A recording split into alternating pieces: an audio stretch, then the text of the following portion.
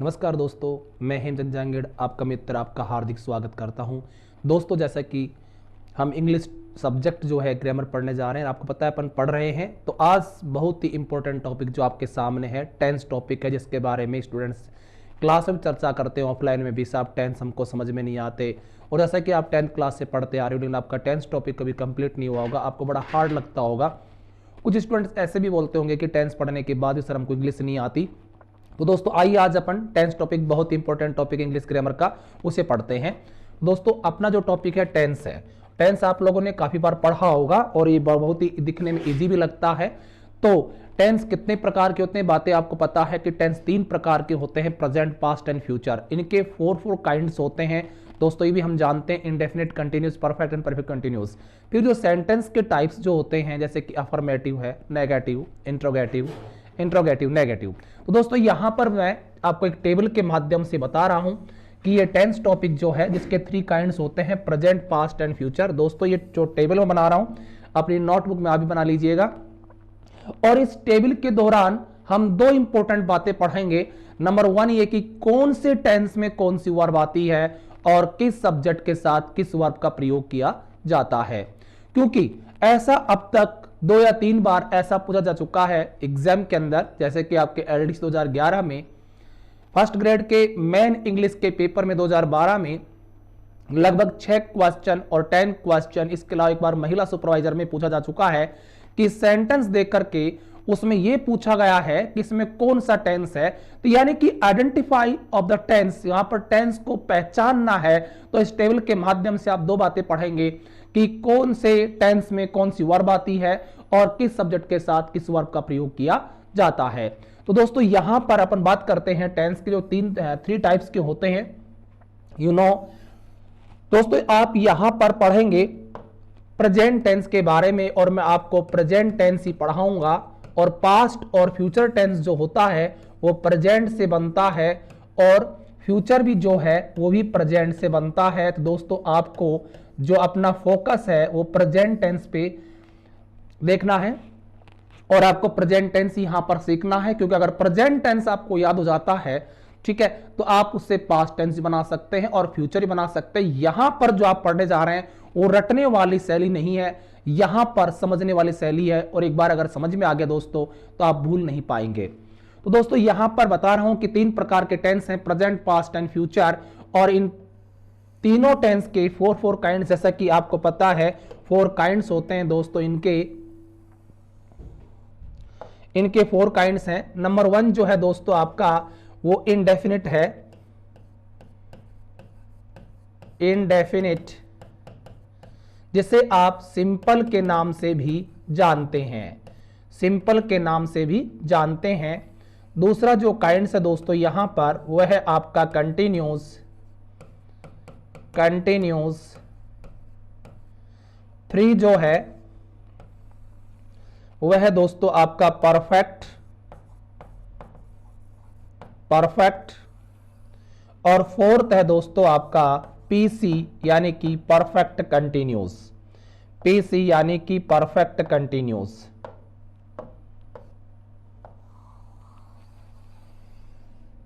Perfect continuous. दोस्तों बात करते हैं अपन यहां पर कि प्रेजेंट इंडेफिनिट टेंस में, प्रेजेंट इंडेफिनिट टेंस में जो दोस्तों हम प्रयोग करते हैं वो करते हैं केवल वर्ब की फर्स्ट फॉर्म का, केवल वर्ब की फर्स्ट फॉर्म का हम प्रयोग करते हैं दोस्तों प्रेजेंट इंडेफिनिट टेंस में, जिसको अपन प्रेजेंट सिंपल टेंस भी कहते हैं।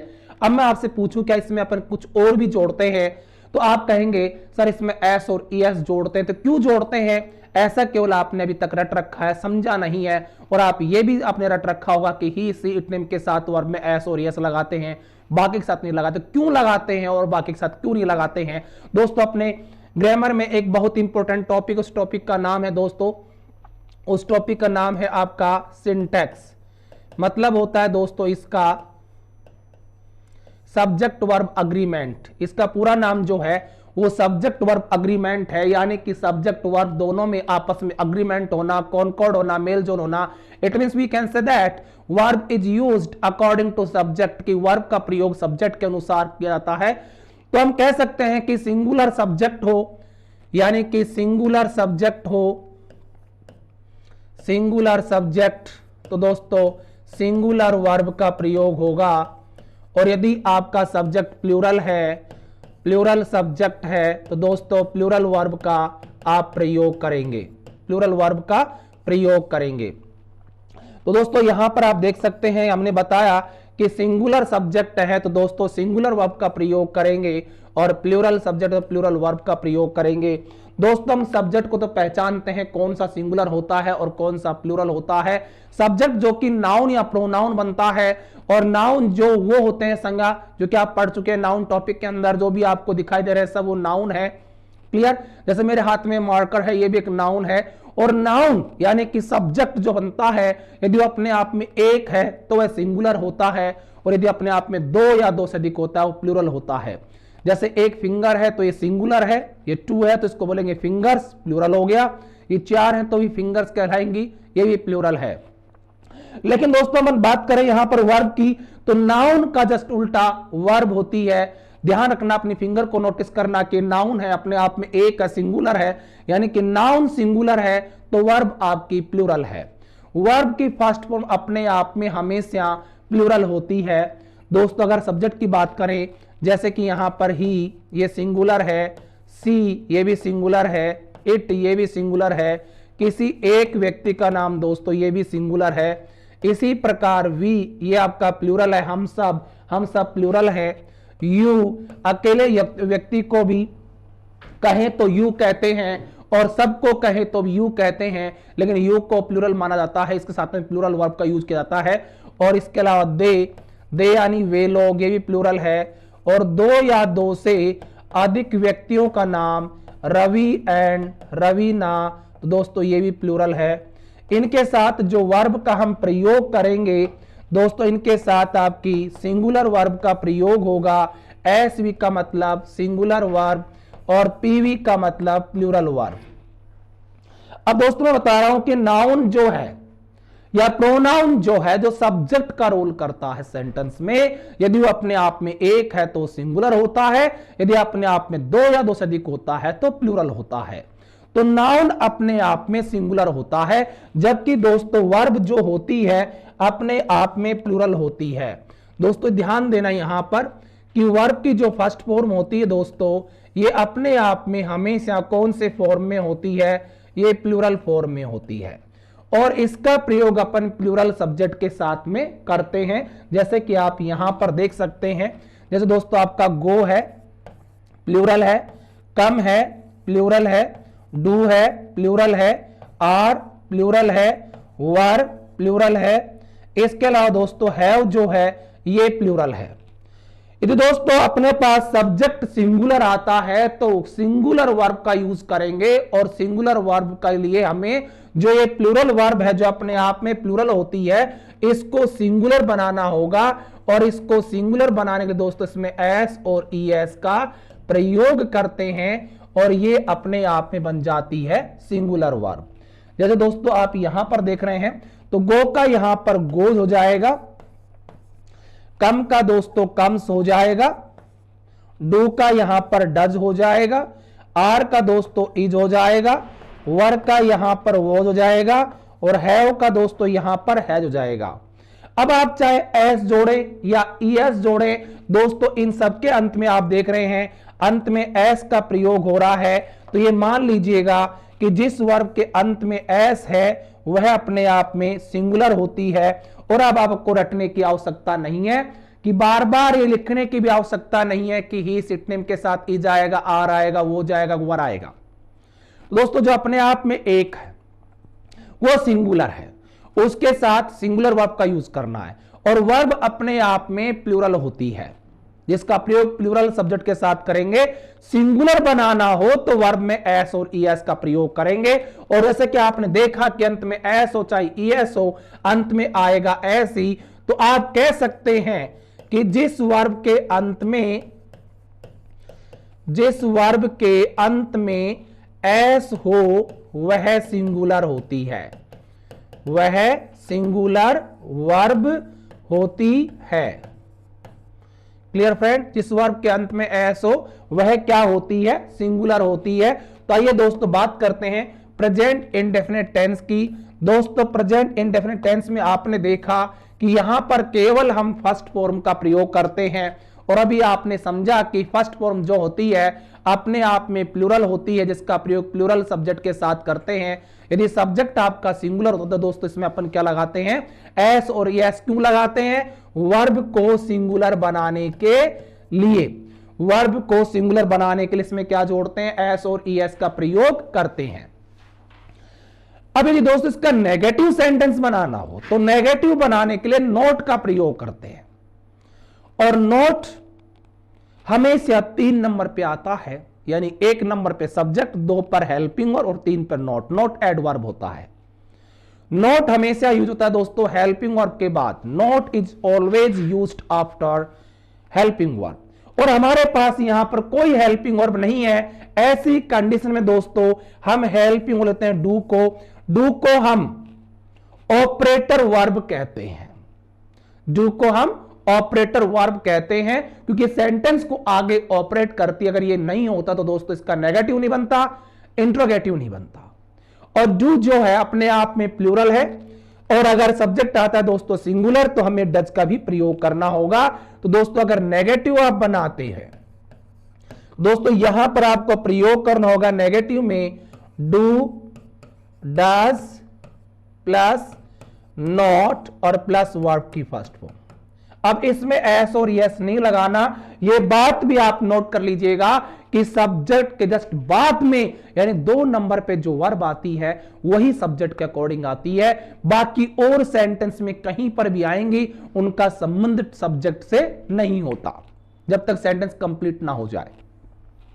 तो दोस्तों यहां पर नेगेटिव बनाएंगे तो do, does not plus verb की फर्स्ट फॉर्म का प्रयोग करेंगे।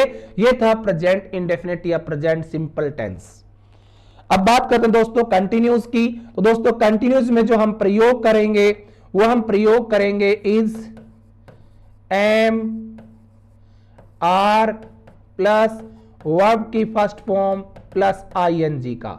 Is, am, are first form plus ING का प्रयोग करते हैं। और जैसे कि भी मैंने बताया कि जिस वर्ब के अंत में एस होता है वो सिंगुलर होती है, तो इज यहां पर जो है वो सिंगुलर है, इसका प्रयोग आप सिंगुलर सब्जेक्ट के साथ में करेंगे। और आर दोस्तों आपका प्लूरल वर्ब है जिसका प्रयोग प्लूरल सब्जेक्ट के साथ करेंगे। और एम का केवल और केवल आई के साथ प्रयोग किया जाता है। नेगेटिव में नोट का यूज करना है, तो इस बार हमारे पास पहले से ही हेल्पिंग वर्ब है इज, एम, आर, तो इज, एम, आर के बाद नोट का प्रयोग किया जाएगा। दोस्तों प्रेजेंट परफेक्ट में जो हम प्रयोग करते हैं वो है हैज, हैव प्लस वर्ब की third form. Has, have plus verb की थर्ड फॉर्म। हैज जिसके अंत में एस है, सिंगुलर वर्ब है, इसका प्रयोग singular subject he, she, it और नेम के साथ में करना है। और हैव जो कि प्लूरल है, इसका प्रयोग प्लूरल सब्जेक्ट के साथ करेंगे। नेगेटिव बनाने के लिए हैज, हैव के बाद नोट का यूज करना है। प्रेजेंट परफेक्ट कंटिन्यूज में दोस्तों हम प्रयोग करते हैं has, have plus been plus first form plus ING. Has, have, been first form plus ING का दोस्तों हम यहां पर प्रयोग करते हैं। क्लियर है। और दोस्तों अगर इसमें इसका नेगेटिव बनाना हो तो इस बार आपको जो नोट का प्रयोग करना है वो बीन के बाद नहीं करना। मैंने पहले बताया कि नोट हमेशा 3 नंबर पे आता है, 1 नंबर पे सब्जेक्ट, 2 पर हैज, हैव आएगा। तो दोस्तों नोट का प्रयोग अगर आपको करना है तो यहां पर हम नोट का प्रयोग करेंगे, बीन के बाद नहीं करना। हेल्पिंग और 2 या 3 या 4 वर्ड्स में क्यों ना हो, नोट उसके फर्स्ट वर्ड के बाद या 3 नंबर पे ही यूज होता है। दोस्तों ये था आपका प्रेजेंट टेंस। एक बार वापिस समझ लीजिएगा, प्रेजेंट इंडेफिनिट यानी सिंपल टेंस के अंदर केवल वर्ब की फर्स्ट फॉर्म का प्रयोग करते हैं। और वर्ब की जो फर्स्ट फॉर्म होती है दोस्तों ये अपने आप में प्लूरल में होती है, और इसका प्रयोग हम प्लूरल सब्जेक्ट के साथ करेंगे। यदि सब्जेक्ट आपका सिंगुलर होता है तो इसमें दोस्तों एस और ईएस का प्रयोग करते हैं और ये सिंगुलर वर्ब बन जाती है, जैसा कि आपने यहां पर देखा। और नेगेटिव बनाना हो तो नॉट का प्रयोग करेंगे हेल्पिंग वर्ब के बाद। इसमें कोई हेल्पिंग वर्ब नहीं होने पर हम डू ऑपरेटर वर्ब का यूज करेंगे जो अपने आप में प्लूरल है, लेकिन सब्जेक्ट सिंगुलर आने पर दोस्त इसको सिंगुलर बनाएंगे, इसमें ईएस जोड़ेंगे और ये डज बन जाता है। तो नेगेटिव में do does not plus verb की फर्स्ट फॉर्म का प्रयोग करते हैं। कंटिन्यूस में दोस्तों is am are first form plus ING का प्रयोग होगा। परफेक्ट में हैज हैव प्लस वर्ब की थर्ड फॉर्म का प्रयोग करेंगे और परफेक्ट कंटिन्यूस में has have been first form plus ING का प्रयोग करते हैं और नेगेटिव में नॉट का प्रयोग करेंगे हैज हैव के बाद। और एक बात और दोस्तों, प्रेजेंट परफेक्ट कंटिन्यूस में हम सिंस और फॉर का भी प्रयोग करते हैं। सिंस फॉर प्लस टाइम का हम प्रयोग करते हैं और सिंस का प्रयोग दोस्तों हम निश्चित समय जिसको बोलते हैं पॉइंट ऑफ टाइम के लिए प्रयोग करते हैं और फॉर का अनिश्चित समय जिसको अपन बोलते हैं पीरियड ऑफ टाइम के लिए प्रयोग करते हैं। तो दोस्तों ये हम बात नोट कर रहे हैं, नेक्स्ट पेज पे ध्यान दीजिएगा। तो दोस्तों सिंस का प्रयोग जो हम करते हैं, सिंस का प्रयोग, इसका हम प्रयोग करते हैं दोस्तों पॉइंट ऑफ टाइम के लिए, पॉइंट ऑफ टाइम के लिए यानी कि निश्चित समय के लिए इसका प्रयोग होगा। निश्चित समय के लिए इसका प्रयोग करेंगे और फॉर का जो दोस्तों प्रयोग करेंगे हम फॉर का अनिश्चित समय के लिए जिसको हम कहते हैं period of time, period of time जिसको दोस्तों आप कहते हैं अनिश्चित समय, अनिश्चित समय। अब ये अनिश्चित और निश्चित समय कौन से होते हैं, आओ इनकी हम यहां पर चर्चा करें। तो दोस्तों यहां नोट कर लीजिएगा, यहां पर निश्चित और अनिश्चित समय कौन से होते हैं, यहां पर ट्रिक बता रहा हूं जो कभी आप गलत नहीं कर पाएंगे। दोस्तों यहां पर है आपका बजे, वार, तारीख और फेस्टिवल यानी कि त्योहार, फेस्टिवल त्योहार। इसके अलावा दोस्तों दिन का कोई सा भी समय, दिन का कोई सा भी समय, दिन का कोई सा भी समय और लास्ट या पास्ट प्लस टाइम वर्ड। दोस्तों ये है आपके निश्चित समय, इनके पहले जो आपको प्रयोग करना है वो सिंस का प्रयोग करना है, सिंस का प्रयोग करना। एक बार इसको आप समझ लीजिएगा। बजे, दोस्तों बजे में क्या है कि आपका जो है इंग्लिश में बोले तो AM या PM या ओ क्लॉक, अगर ये बातें आती हैं तो दोस्तों आपको प्रयोग करना है सिंस का। 6 AM, 7 PM, 8 AM, 8 PM या 4 o'clock, तो वहां पर सिंस का प्रयोग करना। हिंदी में बजे शब्द आ जाए 6 बजे से, 7 बजे से, 10 बजे से, ठीक है। इंग्लिश में AM, PM या ओ क्लॉक, तो आपको सिंस का प्रयोग करना है। वार में दोस्तों आपका जो है वार के अंदर आपके 7 डेज होते हैं, Sunday, Monday, Tuesday, Wednesday, Thursday, Friday, Saturday. देख लीजिए अंत में वार है शनिवार, रविवार, सोमवार, मंगलवार, तो ये 7 डेज होते हैं, इनके पहले सिंस का प्रयोग करना है। तारीख की बात करें दोस्तों, तारीख में आपको ध्यान देना है दिन, महीने और वर्ष का नाम, दिन, महीने और वर्ष का नाम, दिन, महीने, वर्ष का नाम। जैसे दोस्तों मैं आपसे पूछूं कि आज कौन सा दिन है, आज कौन सा दिन है, तो आप लोग बोलेंगे रविवार, मंगलवार, जो भी है। दोस्तों ये दिन नहीं, ये वार है। मैं आपसे दिन पूछ रहा हूं, जैसे कि आप 6th क्लास में लिखते थे अपनी नोटबुक में दिनांक। और दोस्तों अगर इसका हम संधि विच्छेद करें तो ये हो गया दिन प्लस अंक, तो दिन का कौन सा अंक है वहां पर आप लिखते, जैसे माना कि आज 19 जनवरी है तो 19 जनवरी, या आज 25 जनवरी, तो दोस्तों 25 जनवरी 2022। तो अगर बात करें दिन, तो दिन आप 25वां है, तो ये जो 1 से 31 तक या 30 तक जो दिन के नाम है ये आपके दिनों के नाम है, दिन का अंक है, इनके पहले सिंस का प्रयोग करना है। फिर अगर महीने की बात करें दोस्तों, इस समय जनवरी चल रहा है, जनवरी, फरवरी, मार्च, अप्रैल, मई, जून, जुलाई, ये महीनों के नाम, इनके पहले सिंस का प्रयोग करना है। वर्ष की बात करें दोस्तों, इस समय चल रहा है 2022। कोरोना कब आया? 2020 में, ठीक है, 2020 के अंदर, तो ये वर्ष हो गया। तो इनके पहले आपको सिंस का प्रयोग करना है। हम ऐसे नहीं कह रहे हैं कि 2 दिन से, ये कोई नाम नहीं है। 4 महीने से कोई नाम नहीं है। कुछ वर्षों से कोई नाम नहीं है, वहां पर फोर का प्रयोग करना है। जो इसमें नहीं आते हैं आपके पीरियड ऑफ टाइम है, अनिश्चित समय है, उनके पहले फोर का प्रयोग करना है। इसी प्रकार से अगर बजे की बात करें तो आपको सिंस किस करना है, और अगर आ जाए 2 घंटे से 4 हार्स, तो मैंने यहां घंटा या हार शब्द नहीं लिखा है, वहां पर फोर का प्रयोग करना है। इसके अलावा दोस्तों दिन का कोई सा भी समय, दिन का कोई सा समय, दिन का टाइम कौन कौन से होता है उसकी बात करें दोस्तों अपनी यहां पर। तो दिन का जो टाइम है दोस्तों हम यहां पर नोट कर रहे हैं। दिन के जो टाइम होते हैं वो होते हैं दोस्तों आपके, जैसे सबसे पहले जो टाइम होता है वो होता है डॉन का समय, फिर दोस्तों आपका सनराइज होता है, फिर आपका मॉर्निंग होता है, फिर दोस्तों ये आपका एन है यहां पर,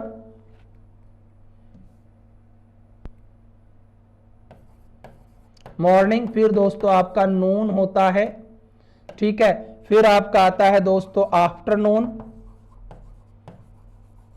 फिर इवनिंग, सनसेट, फिर दोस्तों डस्क, और फिर आपकी आती है नाइट। इनके पहले आपको सिंस का प्रयोग करना है, इनके पहले दोस्तों आपको प्रयोग करना है सिंस का। किसका दोस्तों? सिंस का आपका प्रयोग करना है, सिंस का प्रयोग करना है। तो ये सिंस का प्रयोग करेंगे। डॉन जो होता है दोस्तों ये भोर का समय होता है, भोर का समय, सूर्योदय होने से पहले हल्का हल्का उजाला हो जाने के बाद। सनराइज सूर्योदय होता है आप जानते हैं। मॉर्निंग दोस्तों सुबह होती है जानते हैं। नॉन दोपहर होती है, आफ्टरनून दोपहर के बाद वाला, तीसरा पहर, इवनिंग सायंकाल, सनसेट सूर्यास्त, और डस्क को बोलते हैं दोस्तों गोधूली का समय, सूर्य अस्त हो जाने के बाद और कंप्लीट अंधेरा होने का पहले का टाइम। कंप्लीट अंधेरा होने के बाद में होता था दोस्तों नाइट, रात्रि। इनके पहले आपको सिंस का प्रयोग करना है। Clear friend? इनके पहले सिंस का प्रयोग करना है। तो दिन का कोई सा समय। इसके अलावा दोस्तों लास्ट और पास्ट प्लस टाइम वर्ड, जैसे last year, last month, past week, past Sunday, इनके पहले सिंस का प्रयोग करना है। ऐसा आपको सिंस का प्रयोग या फोर के प्रयोग में जो प्रीपोजिशन है जिसको अपन साउंड होता है प्रेपोजिशन, उस टॉपिक में आपको पढ़ने को मिलेगा। अब इनके अलावा जो भी हो दोस्तों फोर का प्रयोग करना है, लेकिन इसमें थोड़ा सा यहां पर परिवर्तन है जो हम बता रहे हैं आपको कि दोस्तों ये जो लास्ट और पास्ट टाइम वर्ड जो है, अगर इसके पहले द आर्टिकल का प्रयोग करें और आपने लिखा लास्ट या पास्ट प्लस टाइम, तो दोस्तों इसके पहले आपको फोर का प्रयोग करना है, फोर का प्रयोग करना। जैसे आपने कहा लास्ट इवनिंग तो सिंस आएगा, पास्ट वीक तो सिंस आएगा, आपने कहा द लास्ट इवनिंग तो फोर आएगा, आपने कहा द पास्ट इवनिंग तो फोर का प्रयोग होगा। क्लियर दोस्तों? एक बार वापस समझ लीजिएगा।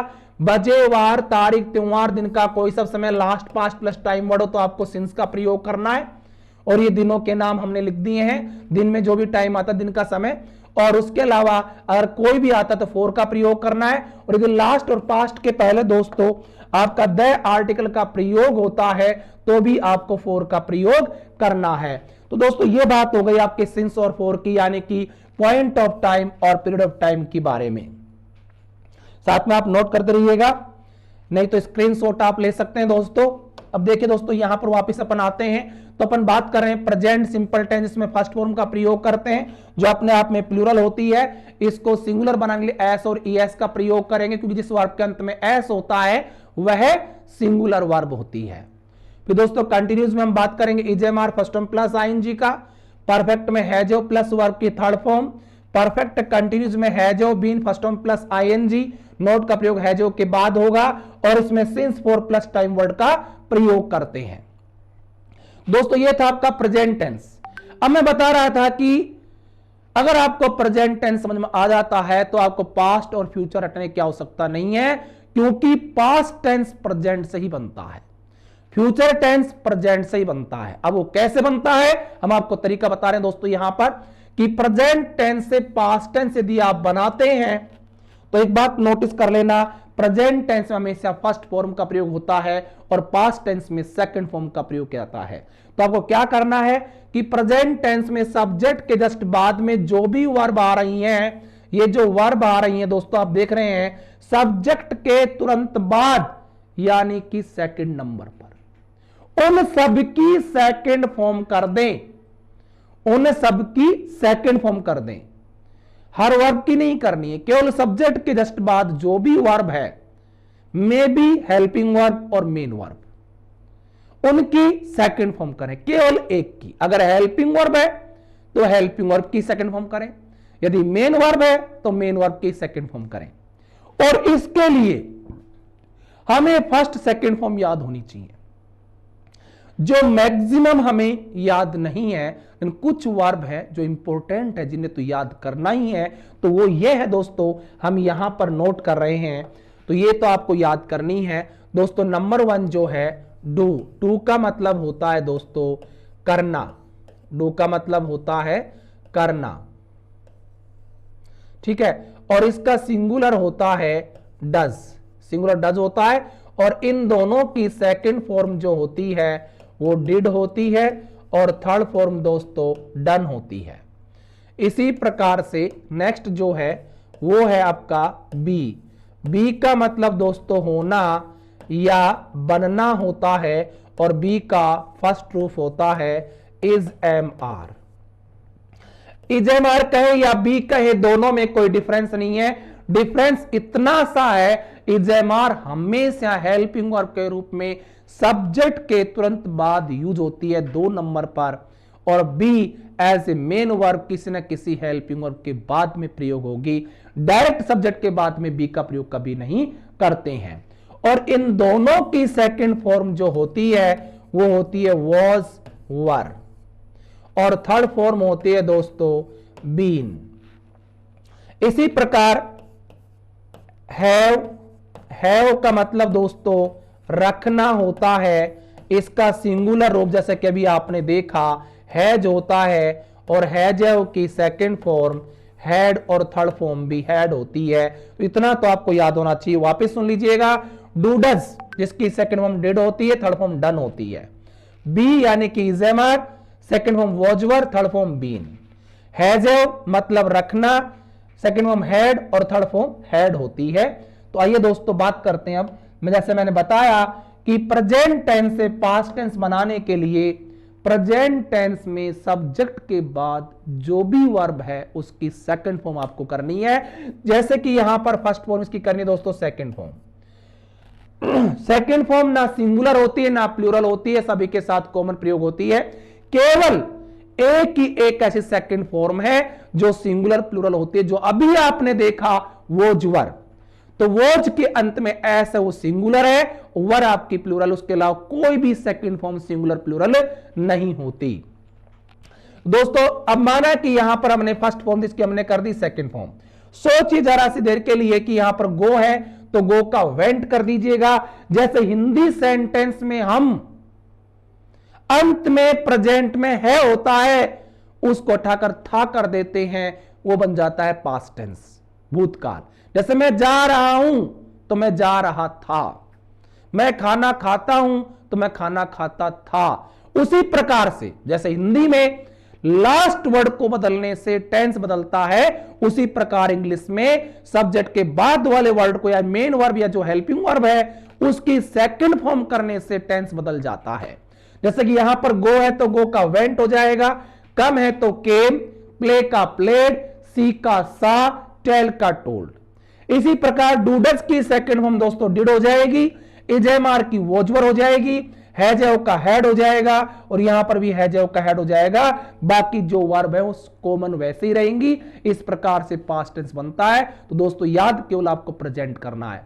जैसे अब इसका हम नेगेटिव बनाते हैं दोस्तों यहां पर, तो यहां डूडस का आपने प्रयोग किया, इसकी सेकंड फॉर्म कर दीजिए डिड, डिड नॉट। अब आगे ये फर्स्ट फॉर्म इसकी फर्स्ट ही रखनी है। मैंने कहा बार बार सेकंड फॉर्म नहीं करनी है, क्योंकि आप डिड को भी सेकंड कर दें और इस फर्स्ट को भी सेकंड, गलत हो जाएगा दोस्तों, गलत हो जाएगा। केवल सब्जेक्ट के बाद वाली वर्ब की सेकंड फॉर्म करेंगे, बार बार नहीं करनी।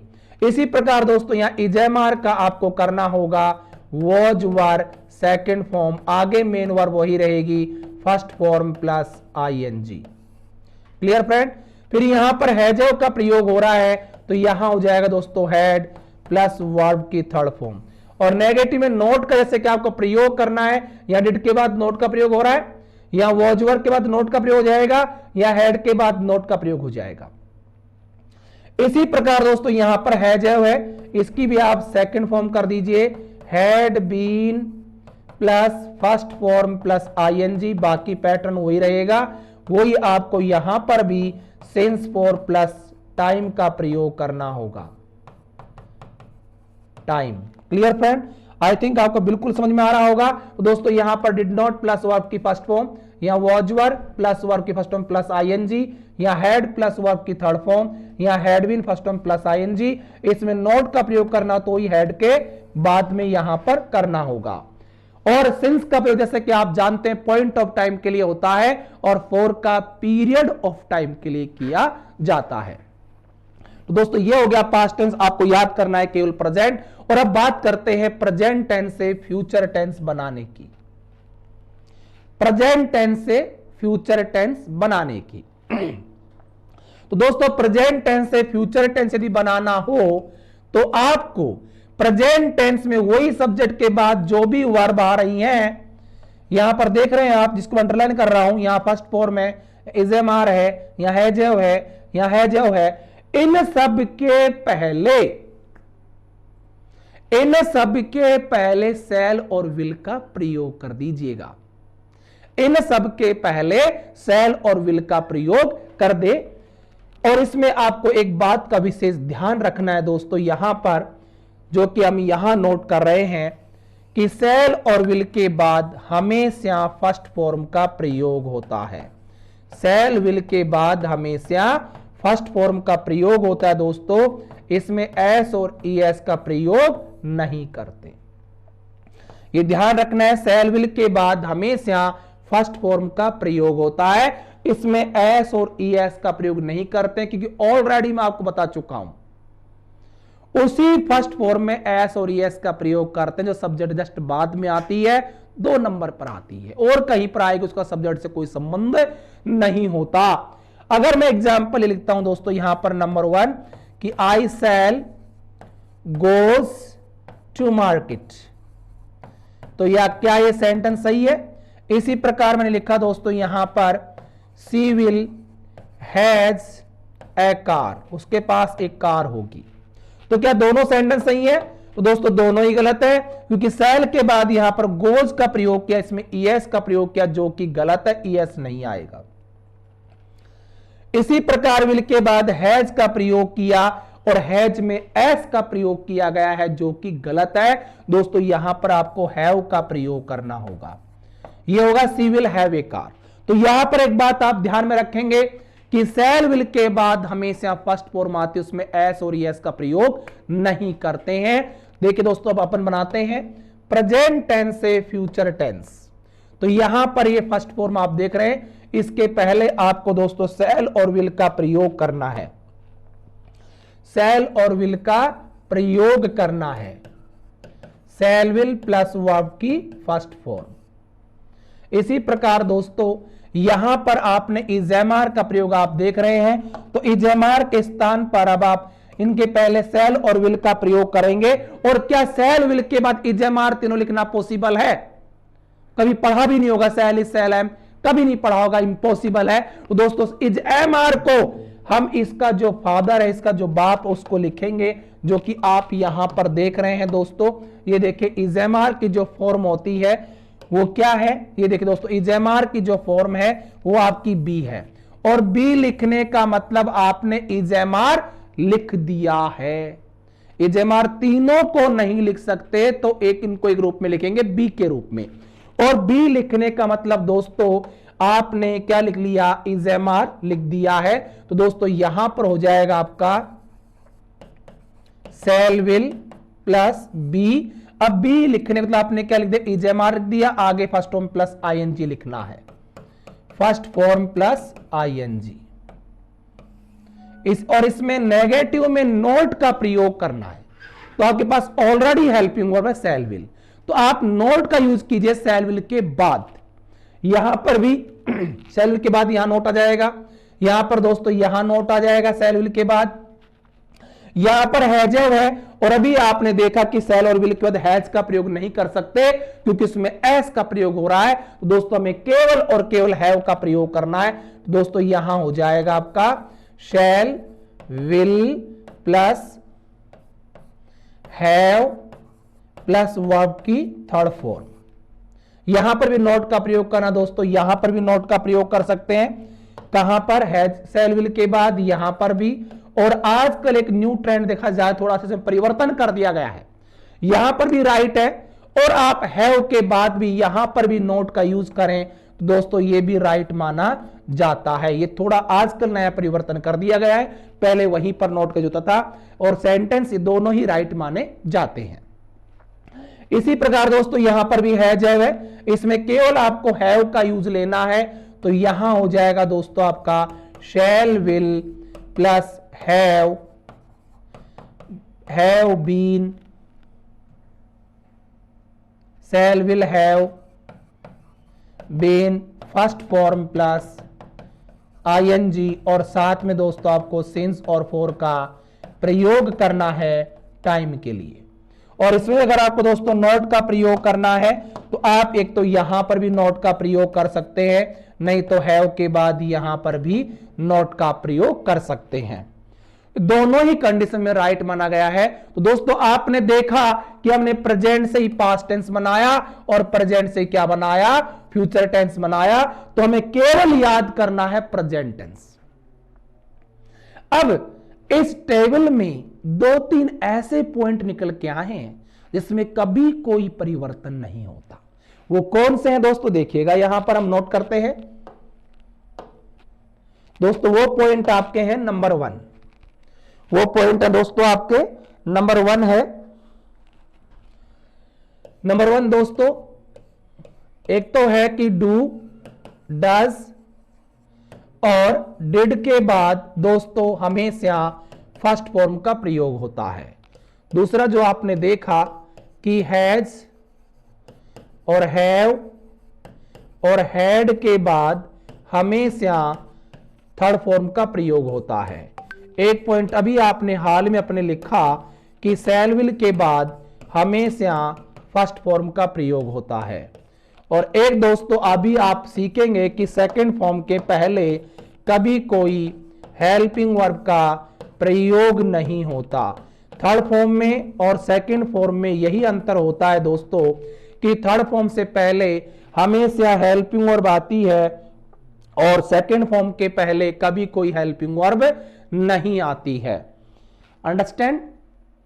तो दोस्तों यहां पर आप देखिएगा कि डू डज डिड के बाद हमेशा फर्स्ट फॉर्म का प्रयोग होता है, हैज और हैड के बाद हमेशा थर्ड फॉर्म का प्रयोग होता है, शैल विल के बाद हमेशा फर्स्ट फॉर्म का प्रयोग होता है और सेकंड फॉर्म से पहले कोई हेल्पिंग वर्ब नहीं आती। ऐसा आप टेबल में यहां पर जो अभी आपने हाल ही में पढ़ा उसमें आप देख सकते हैं दोस्तों। ये देखिएगा यहां पर डू डज के बाद ये फर्स्ट फॉर्म है, डिड के बाद दोस्तों ये आपकी फर्स्ट फॉर्म है, हैज के बाद ये थर्ड फॉर्म है, हैड के बाद ये थर्ड फॉर्म है।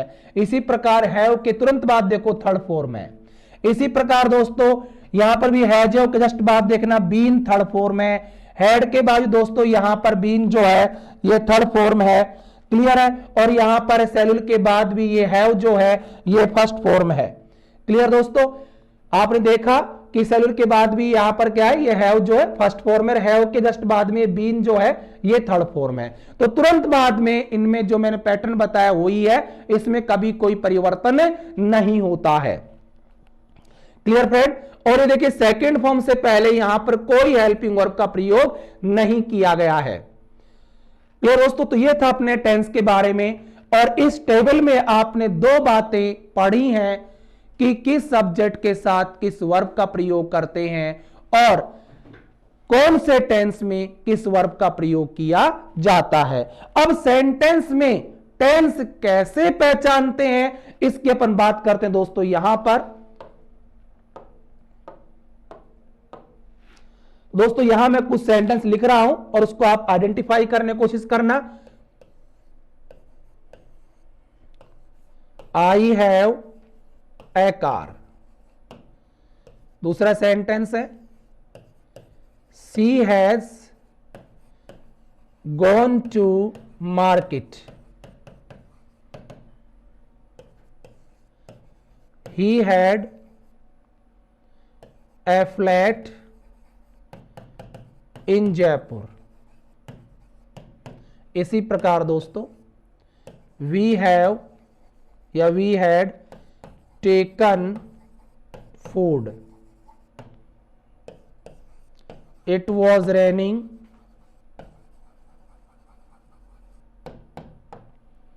और it was a dark night. It was a dark night. I'm strong.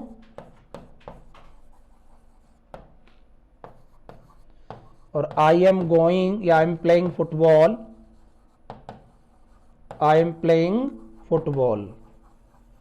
इसी प्रकार दोस्तों दो सेंटेंस हम यहां पर नोट कर लेते हैं कि सी विल बी राइट नाउ, वह अब बिल्कुल सही होगी। और 10 सेंटेंस दोस्तों she will be preparing food. दोस्तों ये आपके सामने सेंटेंस में टेंस आइडेंटिफाई करना है। तो दोस्तों सेंटेंस में अगर आपको टेंस आइडेंटिफाई करना है तो कंप्लीट सेंटेंस को पढ़ने की आवश्यकता नहीं है। आपको केवल सब्जेक्ट जस्ट बाद वाला, सब्जेक्ट के जस्ट बाद वाला इन 2 नंबर वाले वर्ड को फोकस करना है। कंप्लीट सेंटेंस को ना पढ़े। जैसे यहां पर आई के बाद केवल हैव है, यहां पर कोई मेन वर्ब नहीं है। और दोस्तों जो डूडस, इज़ेमार, वोजवर है, जो हेड जो मैंने बताया, ये हेल्पिंग वर्ब भी होती है जब इनके बाद कोई मेन वर्ब होती है। और जब इनके बाद कोई मेन वर्ब नहीं होती तो ये स्वयं अपने आप में मेन वर्ब होती हैं और अपने आप में फर्स्ट फॉर्म होती हैं। इनका मीनिंग मैंने आपको बताया, डूडस का करना और हैजेव का रखना, इज़ेमार का होना या बनना।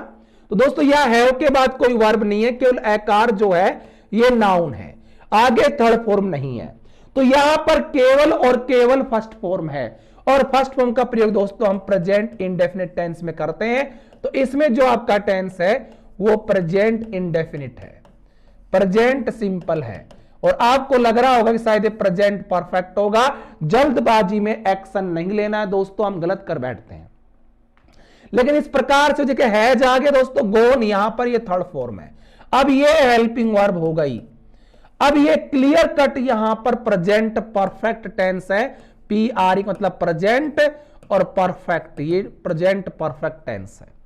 अतः आपको टेंस आइडेंटिफाई करना है तो सेंटेंस को कंप्लीट नहीं पढ़ना है, सब्जेक्ट के जस्ट बाद वाला वर्ड पढ़ना है। जैसे दोस्तों यहां पर हेड है, इसके बाद ए फ्लैट जो है ये वर्ब नहीं, ये नाउन है।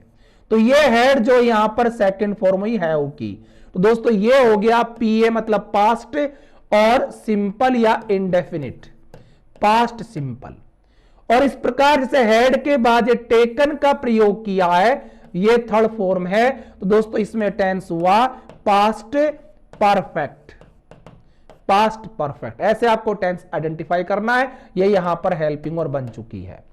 इसी प्रकार दोस्तों यहां वॉज का प्रयोग हुआ, इसके बाद वर्ब में आईएनजी है। जैसा कि आप जानते हैं ऐसा पास्ट कंटिन्यूस टेंस में प्रयोग होता है। लेकिन दोस्तों यहां पर केवल वॉज है, इसके बाद वर्ब में आईएनजी नहीं, क्योंकि अब वर्ब ही नहीं है। ये ए डार्क नाइट यहां पर नाउन है, ठीक है। तो ये जो वॉज है ये यहां पर मेन वर्ब है। और ये दोस्तों अब ये सेकंड फॉर्म है इज़ेमार की। तो ये पास्ट सिंपल हुआ या पास्ट इंडेफिनिट टेंस हुआ, पास्ट सिंपल या इंडेफिनिट टेंस हुआ दोस्तों। इसी प्रकार एम जो है यहां पर ये मेन वर्ब है, फर्स्ट फॉर्म है, क्योंकि आगे स्ट्रॉन्ग जो है ये वर्ब नहीं, ये दोस्तों यहां पर एडजेक्टिव है। तो यहां एम जो स्वयं एक मेन वर्ब है, ये फर्स्ट फॉर्म है। तो दोस्तों इसमें आपका हुआ प्रेजेंट सिंपल टेंस। लेकिन यहां पर आप देख रहे हैं एम के बाद वर्ब में आईएनजी है। तो दोस्तों ये टेंस हुआ आपका प्रेजेंट कंटिन्यूस।